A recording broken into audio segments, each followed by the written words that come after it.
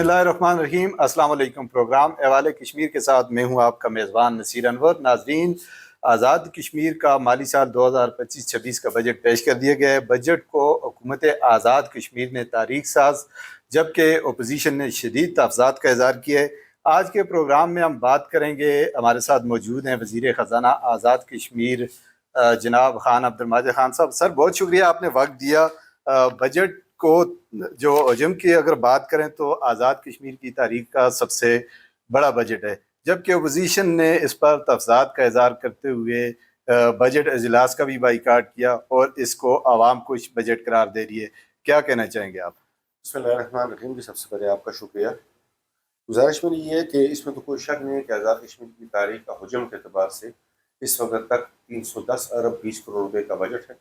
इसमें तरक्याती और गैर तरक्याती अखराजात को शामिल किया गया और हमने पूरी कोशिश की है कि इस दफ़ा आपके हेल्थ इंफ्रास्ट्रक्चर के ऊपर हमें खती रकम मुख्तस करें। हमने टूरिज़म सेक्टर को प्रमोट किया। माजी में 15 करोड़ रुपए इसके लिए रखे गए थे, हमने बढ़ा के 70 करोड़ रुपए तक किए। इसी तरीके से हमने जो आपका रोड नेटवर्क सेटअप है इसके अंदर खती रकम मुख्तस की। पानी पीने के साफ पानी के लिए हमने रकम मुख्तस की। आपकी मेगा प्रोजेक्ट्स के लिए हमने रकम मुख्तस की। लोकल गवर्नमेंट बल्दियाती इदारों के लिए हमने रकम मुख्तस की। और इसके अलावा जो रियासत को के अवाम को मुश्किलात थी, जो मेगा प्रोजेक्ट्स थे जो माजी में रुके हुए थे, हमने उनको रवा किया। आपका आउट ऑफ स्कूल चिल्ड्रन का प्रोजेक्ट था, हरियाम का प्रोजेक्ट था। इसी तरीके से जो दीगर आपके प्रोजेक्ट थे उनका हमने कोशिश की है कि उसके लिए फाइनेंस अवेलेबल हों। फिर बिजली 3 रुपए की, आटा आपका सस्ता किया। अभी हेल्थ कार्ड का एक मेगा प्रोजेक्ट हम लेके आ रहे हैं, जिसमें हम पाकिस्तान की निस्बत पाकिस्तान में हर सूबे में अगर 10 लाख रुपए तक की हेल्थ फैसिलिटीज़ के लिए है, हम इसको 15 लाख रुपए तक लेके जा रहे हैं। और रियासत की हर 15 लाख फी खानदान, फी कस जी सर। अच्छा, क्योंकि हम पूरी फैमिली की इंश्योरेंस करेंगे, जिसमें एक खानदान के अंदर उसके अगर बच्चे हैं या बीवी है वो सारे शामिल होंगे। तो बेसिकली 1 रुपए से 15 लाख रुपए तक का इलाज वो करवा सकेंगे इस हेल्थ कार्ड से। और मैं समझता हूँ कि हम इसमें कोशिश कर रहे हैं कि चीज़ों में फर्दर बेहतरी और मेरिट और जो हमारा मालियाती निज़ाम है इसको हम बैलेंस करके चल सकें। जहाँ तक आपने अपोजिशन की बात की कि उन्होंने इजलास का बायकॉट किया, बिल्कुल उन्होंने बायकॉट किया। जमहूरी अमल में बायकॉट करना, एहतजाज करना, तनकीद करना, ये अपोजिशन का हक है। अगर अपोजिशन तनकीद नहीं करेगी, बायकॉट नहीं करेगी या कोई और इस तरह हथकंडा नहीं, तो फिर अपोजिशन नहीं कहलाएगी। हमने पूरी कोशिश की, जो जमहूरी तकाजे थे हम खुद लीडर ऑफ द अपोजिशन के पास भी गए, इवन स्पीकर असम्बली उनके पास गए। हम 7 से 8 दफ़ा उनके पास गए कि आप अपना एहतजाज असम्बली के फ्लोर के अंदर कीजिए, ना कि असम्बली के फ्लोर पर बाहर बैठ के कीजिए। लोगों ने अगर आपको मुंतखब किया तो असम्बली के अंदर के लिए मुंतखब किया, असम्बली के दरवाज़ों के ऊपर बैठने के लिए आपको मुंतखब नहीं किया गया। गुजारिश ये है कि वो इसको अवाम खुश बजट करार दे रहे हैं। मेरे लिए ये अचंभे की बात है कि ये कैसा अवाम खुश बजट है कि जो ख्वाजा फारूक साहब डेवलपमेंट फंड ले रहे हैं वही अजहर सादिक साहब ले रहे हैं।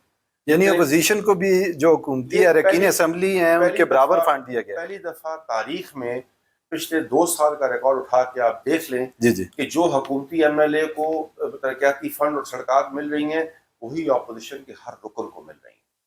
सर, आपने इसके हेल्थ कार्ड के हवाले से बात की। हेल्थ कार्ड आपने बहाल किया और यकीनन एक अच्छा इक़दाम है हुकूमत का, लेकिन जो हुकूमत के नाक़दीन हैं उनका ये कहना है कि जो आज़ाद कश्मीर की अस्पतालें हैं उनकी हालत बड़ी नगुफ्ताब है। अस्पतालों में अद्वियात नहीं मिल रही और इसके साथ साथ जो अस्पतालों में इक्विपमेंट हैं जो मरीज़ों की इलाज मुआलजे के लिए ज़रूरी होती हैं उनका भी फुकदान है।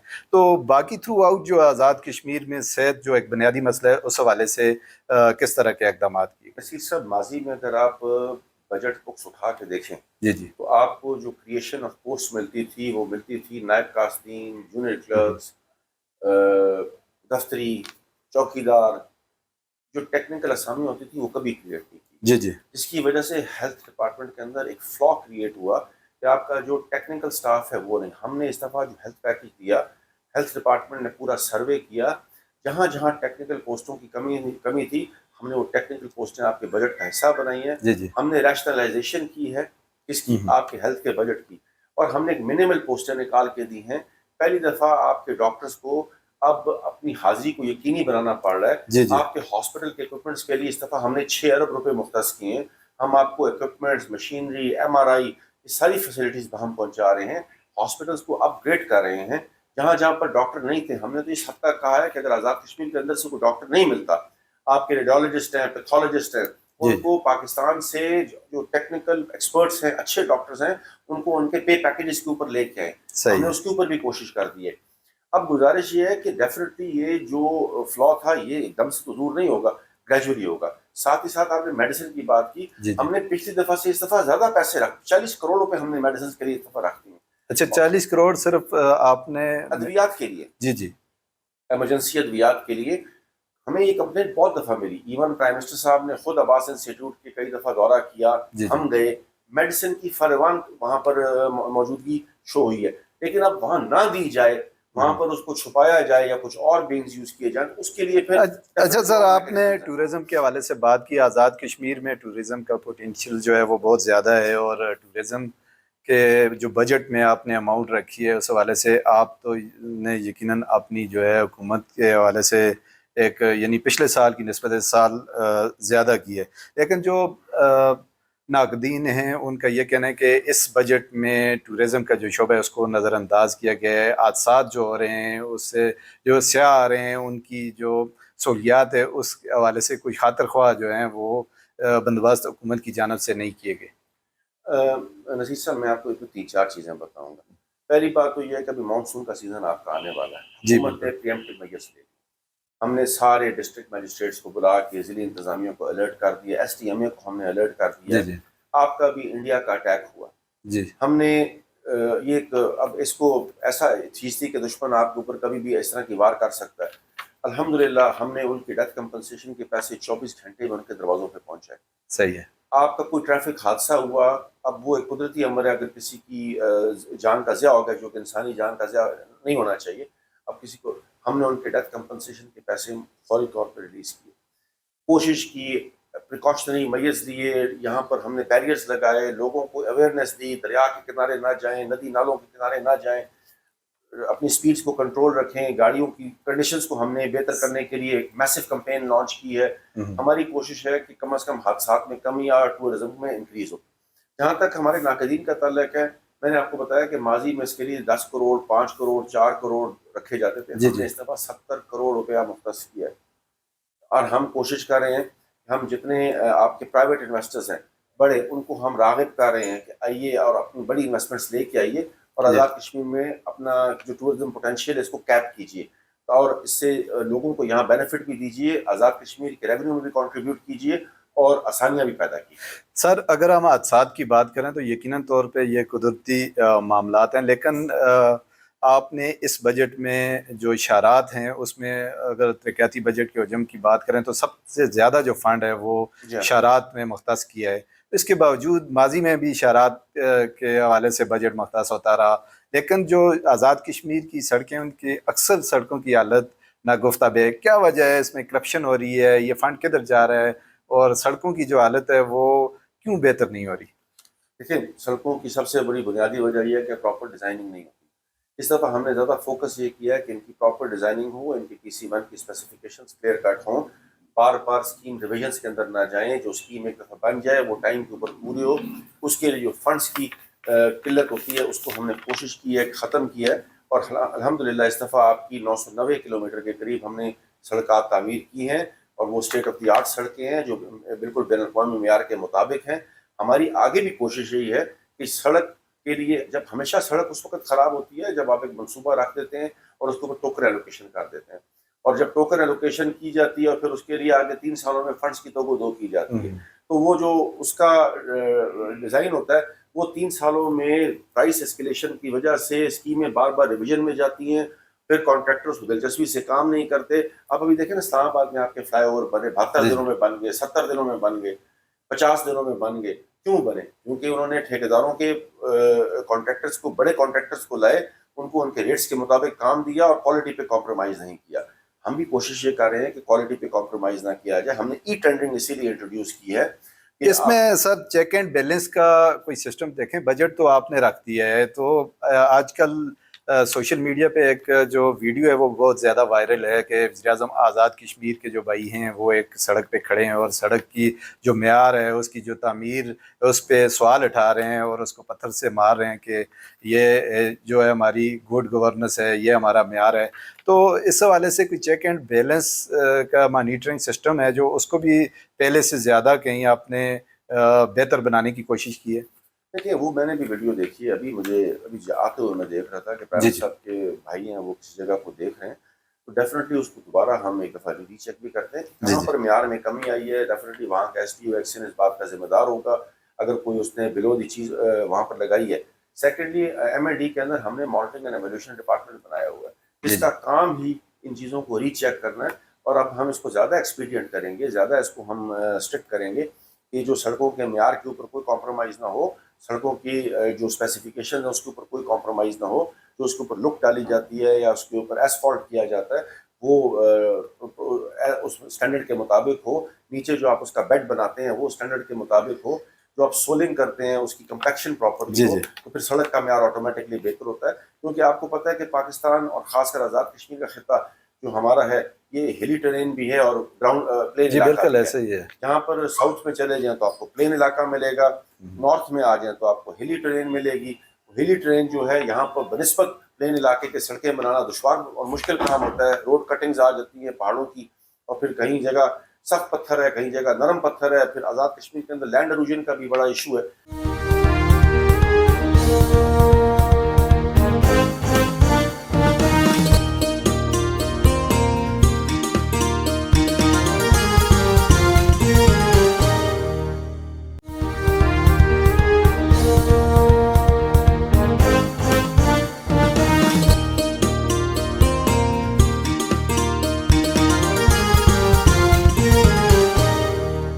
آزاد کشمیر کی جو نوجوان نسل ہے اس کے بے روزگاری جو ہے وہ حکومت کے لیے بھی یقیناً بڑا چیلنج ہے. تو بجٹ میں نوجوان نسل کے لیے مقامی سطح پہ روزگار کے مواقع پیدا کرنے کے لیے کس طرح کے اقدامات کیے گئے ہیں؟ نوجوان نسل کو جو روزگار کی فراہمی یقینی بنانے کے لیے کیا کچھ رکھا گیا، ذرا تفصیلات بتائیے. دیکھیں ابھی تو ہم ایک لون اسکیم انٹروڈیوس کر رہے ہیں، اس کا ہم ابھی اگلے دنوں میں 2-3 دنوں میں ہم اس کو انوگریٹ کر رہے ہیں. Prime minister youth loan scheme, جس میں ہم 5 لاکھ 10 لاکھ اور 20 لاکھ تک کے بلا سود قرضے فراہم کر رہے ہیں. اور اس کے اندر ہم نے اس قسم کی کیٹاگرائزیشن کی ہے کہ ہم نے خواتین کی متناسب نمائندگی رکھی ہے. اچھا. جوانوں کے لیے، صحیح، کاروباری طبقے کے لیے، ٹرانسجینڈرز کے لیے، معذور افراد کے لیے. اور ہم نے ہر مکتبہ فکر کے آدمی کو اس میں ہم نے کیٹر کیا ہے کہ وہ یہاں سے بالکل فری اور فیئر اور امپارشل طریقے سے یہ فیسلٹی انجوائے کر سکتا ہے اور اس کے اوپر اپنا کاروبار شروع کر سکتا ہے. یعنی یہ بلاسود جو قرضے ہیں اس کے لیے کوئی لمٹ ہے کتنے، مطلب اس تک آپ لوگوں 5 لاکھ 10 لاکھ اور 20 لاکھ. اچھا. یہ 3 ہم نے کنڈیشن کیٹیگریز بنائے. اس میں ہم گریجولی انکریز کریں گے، ہر سال ہم اس میں اضافہ کریں گے.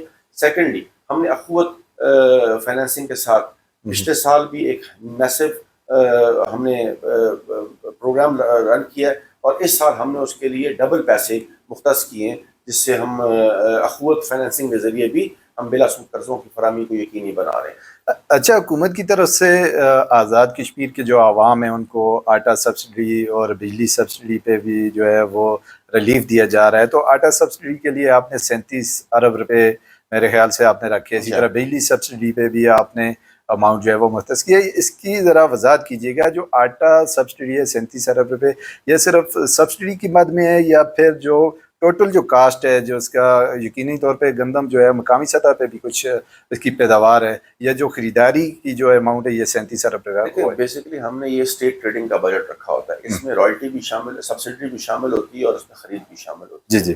یہ جو 37 ارب کے اخراجات ہوں گے یہ ڈیفینیٹلی ہم پاسپورٹ سے گندم خریدتے ہیں اور یہ اس کے اخراجات ہیں جو ہم نے پے کرنے ہی کرنے ہیں. اس کو ہم کمپلسری ایکسپینڈیچرز کہتے ہیں. یہ آبلیگیٹری پیمنٹس ہوتی ہیں جو کہ نارمل کی میزانیے سے ادا کی جاتی ہیں اور اس کے لیے ہم بجٹ کے اندر ذرا بھر بھی اس میں ہم کوتاہی کے مرتکب نہیں ہو سکتے کیونکہ ہم نے عام آدمی کو آٹے کی رسائی کو یقینی بنانا ہوتا ہے. صحیح. جہاں تک بجلی کے بلات کا تعلق ہے تو آپ دیکھیے کہ کمپیریزن کیجیے پاکستان کے ساتھ، ہم نے بجلی کے نرخ میں بڑی میسو کمی کی ہے اور ابھی 3 روپے اور 6 روپے. اسی طریقے سے اس دفعہ ہم نے ایل ٹی اور ایچ ٹی پولز کے لیے بڑے خطی رقم مختص کی ہے. ہم نے آپ کا پورا انفراسٹرکچر چینج کیا ہے. ہم نے آپ کے ایکشنز کی تعداد بڑھائی ہے, ہم نے آپ کے میٹر ریڈرز کی نئی پوسٹیں کریٹ کی ہیں, ہم نے نئے کنیکشنز کے لیے کہ اب آنے والے دنوں میں 30,000 نئے کنیکشنز ہم دینے جا رہے ہیں, اس کے لیے میٹروں کی پرچیز کو یقینی بنایا ہے. ہم نے لگ بھگ ایک خطیر رقم مختص کی ہے جس سے ہم میٹر پرچیز کر رہے ہیں اور لوگوں کو کنیکشن کو یقینی بنا رہے ہیں. آنے والے ٹائم کے اندر ڈیفینیٹلی یہ ایک دم سے, آپ کو بھی پتہ ہے کہ بجلی چوری اور جی بجلی کے لائن لاسز, یہ دونوں چیزیں پیرالل چلتی ہیں. ہماری کوشش ہوگی کہ اگر ہم نے اپنے عوام کو فیسلٹی دی ہے 3 روپے کی, ہمارے عوام بھی اب دل جمی سے, خوش اسلوبی سے اور خوشنودی کے ساتھ اپنے گھروں میں میٹر لگوائیں اور کم از کم اس 3 روپے کے بل کو دینے کے لیے اپنا خندہ پیشانی کے ساتھ حکومت کے ریونیو میں یہ بل دیں, تاکہ ہمیں آنے والے ٹائم کے اندر اس فیسلٹی کو ختم نہ کرنا پڑے. ہم چاہتے ہیں کہ یہ کنٹینیوٹی رہے اور عوام اس سے مستفید ہوتی رہے. اچھا، یہ جو آپ نے سبسڈی دی ہے بجلی آٹے کی 37 ارب، بجلی کی مد میں کتنی ہے؟ سر بجلی کی مد میں سبسڈی تو ایسے ہے کہ ہم ابھی اس میں مختلف چیزیں ہیں. ہمارے اس وقت فیڈرل گورنمنٹ کے ساتھ کافی ایشو زیر کار ہیں. ہمارے جی جی اس میں آپ کا سیلز ٹیکس کا ایشو ہے, ہمارے ابھی ان کے ساتھ باسکٹ پرائز کا ایشو ہے, مختلف ایشوز ہیں. لیکن ابھی کیونکہ ہم نے اپنے لوگوں کو یہ ریلیف فراہم کیا اور ہم اس کو کنٹینیو کر رہے ہیں, ہم کوشش کر رہے ہیں کہ اس میں کوئی کمی کوتاہی نہ ہو. جو برڈن بھی ہے وہ گورنمنٹ اپنے کندھوں پہ لے اور ہم بیئر کریں, لیکن عوام کو اس کی آسانی ملے. اچھا سر، بجٹ کے حوالے سے تو ماشاءاللہ آپ نے بڑی تفصیلی بات کی. تو آنے والا سال جو ہے الیکشن کا سال ہے، آئندہ سال جو ہے آزاد کشمیر میں جنرل الیکشن ہونے جا رہے ہیں، اور آزاد کشمیر کی جو متوقع انتخابات ہیں، کیا سمجھتے ہیں آپ؟ سینئر پارلیمنٹیرین ہیں، اتحادی سیاست ہے وہ غالب رہے گی یا پھر سیاسی جو جماعتی سیاست ہے وہ زیادہ جو ہے وہ کارگر ثابت ہوگی؟ دیکھیں، جب الیکشن کا ٹائم آتا ہے تو ڈیفینیٹلی ہر جماعت کی کوشش ہوتی ہے کہ ہمیں زیادہ سے زیادہ نمائندگی ملے، اور اس کے لیے وہ تگ و دو بھی کرتے ہیں، اور تگ و دو کرنا ہر سیاسی جماعت کا جمہوری حق ہے. لیکن میں سمجھتا ہوں کہ آزاد کشمیر میں جو ٹرینڈ سیٹ ہو چکا ہے، جی جی، میرا خیال ہے یہ ٹرینڈ کنٹینیو کرے گا. یعنی اتحادی جو سیاست ہے وہ آپ کے نقطۂ نظر سے غالب رہے گی. اب اگر پاکستان کے اندر ایک قومی حکومت ٹائپ آپ دیکھیں سیٹ اپ موجود ہے، اور وہاں پر چیزیں کنسنسس سے ہو رہی ہیں، سب کی مشاورت کو بھی شامل کیا جا رہا ہے، تو آزاد کشمیر کا خطہ ایک نازک خطہ ہے، یہاں کی اپنی ایک سینسٹیوٹی ہے. تو میرا خیال ہے کہ جو میں فیل کرتا ہوں کہ یہاں پر بھی میں بائی اینڈ لارج اسی قسم کا کوئی سیٹ اپ آنے والے ٹائم پہ بھی دیکھتا ہوں.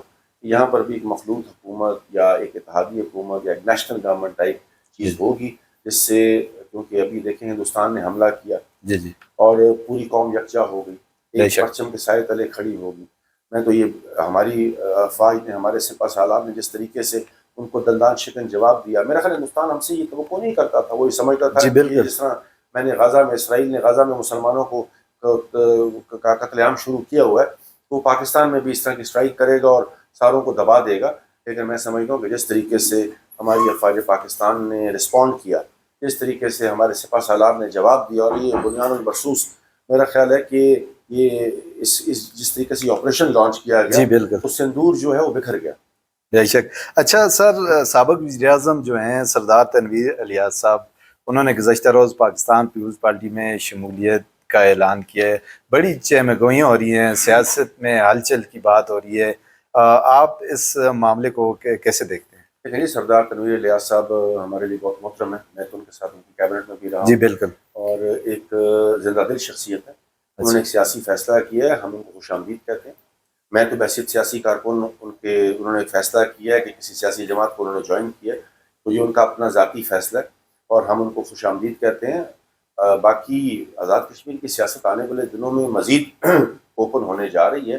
اب نئے اتحاد بھی بنیں گے، شاید اتحاد جوڑ توڑ کا سلسلہ جو ہے وہ سلسلہ بھی شروع ہوگا. جی جی. اور الیکشن جو ہے اس میں ایک بات میری آپ یاد رکھیے گا کہ انشاءاللہ ابھی تو الیکشن میں سال سے زیادہ کا ٹائم پڑا ہے. جی بالکل. تو ابھی اس میں عید بھی آنی ہے، رمضان بھی آنا ہے. جی بالکل. پھر اس کے بعد الیکشن بھی ہونا ہے. اور وعدے وعید بھی، جو جس طرح ماضی میں الف پہ باتیں ہوتی رہیں، تو کیا سمجھتے ہیں کہ یہ جو ایک جو روایت ہے آزاد کشمیر کی سیاسی روایت، وہ اس الیکشن میں بھی وہی رہے گی یا کچھ نیا دیکھنے کو؟ آپ بڑے سرپرائزز دیکھیں گے. یہ میرا ذاتی تجزیہ ہے. میں کسی کچھ چیز کو، میں نے 20 سال مجھے بھی سیاست میں ہو گئے. الحمدللہ اور اللہ تعالیٰ کا میں کروڑہ شکر بجا لاتا ہوں.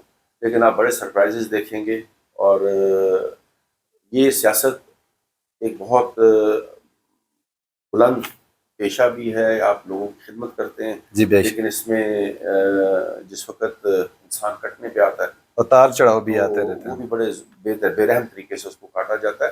ہم امید کرتے ہیں کہ آزاد کشمیر کا اوور آل جو حالات ہیں وہ پرامن رہیں, آزاد کشمیر کا نظام ٹھیک رہے. جی جی پاکستان ہمیشہ یہاں پر, کیونکہ ہمارا مین جد و جہد تو ریاست پاکستان کی مضبوطی ہے, اور اگر ریاست پاکستان مضبوط, مستحکم اور معاشی طور پہ خوشحال ہوگی تو کشمیر بھی معاشی طور پہ خوشحال ہوگا, مستحکم ہوگا, اور یہاں پر بھی اللہ تعالیٰ کرے گا کہ ترقی آئے گی. اور خاص طور پہ مقبوضہ کشمیر کے جو ہمارے مسلمان ہیں ان کو ہم سے ایک بہت بڑی امید ہے, ان کی بھی امیدیں کو پورا کرنے کے لیے ہم شاید کچھ کنٹریبیوٹ کر سکیں. سر آخری کوشچن آپ سے کہ آپ آزاد جموں کشمیر کا جو بینک ہے, بینک آف ایجک ہے, اس کے چیئرمین بھی ہیں, تو کافی عرصے سے آپ کی کوشش میں ایک کافی عرصہ گزر چکا ہے بینک کو شیڈول کرنے کے لیے.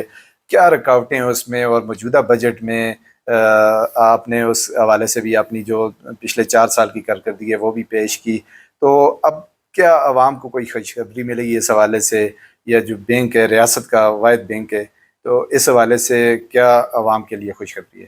نذیر صاحب, بینک آف ایشیا کے آزاد کشمیر کی معاشی ترقی میں ریڑھ کی ہڈی کی حیثیت ہے, اور میں پورا اللہ کی ذات سے پر امید ہوں کہ انشاءاللہ آزاد کشمیر کے علاوہ پورے پاکستان میں ایک چمکتا ستارہ بنے گا. انشاءاللہ برانچز ساری جگہ پر کھلیں گی, اور ہم نے ابھی کور بینکنگ کا جو ایشو تھا وہ سیٹل ڈاؤن کر لیا ہے. اب بینک آپ کا ڈیجیٹلائز ہونے جا رہا ہے الحمدللہ. زبردست. اس کے اے ٹی ایمز ہم جلدی آپریٹ کریں گے, اس کے اندر ڈیجیٹل بینکنگ کو ہم جلدی آپریٹ کریں گے. ہم نے اسمبلی کے فلور پہ یہ بات کی ہے کہ 19 سالوں میں جتنا پروفٹ بینک نے کمایا ہے ہم نے 1 سال میں اس کو اتنا پروفٹ کما کے دیا ہے. اور میں سمجھتا یعنی 19 سال پچھلے جو ہیں اس میں 1 سال بھاری ہے آپ کا؟ 1 سال بھاری ہے, یہ بالکل آن ریکارڈ بتا رہا ہوں آپ کو. اچھا. اور میں اس میں کوئی چیز فرض نہیں کرنا چاہتا. فگرز آپ کو بولیں گے 19 سال میں جتنا بینک نے پروفٹ کمایا ہے ہم نے آپ کو اتنا 1 سال میں کما کے دیا ہے. زبردست. اور اللہ کے فضل سے ابھی جو ایکوٹی کا ایشو تھا جو وہ بھی ہم گورنمنٹ نے, پرائم منسٹر نے ہم سے کمٹ کیا ہے تو ہمیں دینے جا رہے ہیں. ہم انشاءاللہ خیر ہوئی, سلامتی ہوئی, ایمان ہوا تو ہم جولائی کے اینڈ میں یا اگست کے شروع میں ہم اسٹیٹ بینک کے پاس شیڈولنگ کی اپلیکیشن جمع کروا دیں گے. اس میں اور بہت ہی جلد عوام کو جو ہے وہ خوشخبری ملے گی. بہت شکریہ سر, آپ نے قیمتی وقت دیا. ناظرین, ہمارے ساتھ موجود تھے وزیر خزانہ آزاد کشمیر جناب عبدالماجد خان صاحب, جنہوں نے مالی سال 2025-26 کے بجٹ کے حوالے سے تفصیلی بات چیت کی, اور اس کے ساتھ ساتھ آخر میں عوام کو یہ خوشخبری سنائی ہے کہ جو ریاست کا واحد بینک ہے, بینک آف آزاد جموں کشمیر, وہ بھی 1-2 ماہ میں شیڈول ہونے جا رہا ہے. آج کے پروگرام میں اتنا ہی. اپنے میزبان نصیر انور کو دیجیے اجازت. اللہ نگہبان.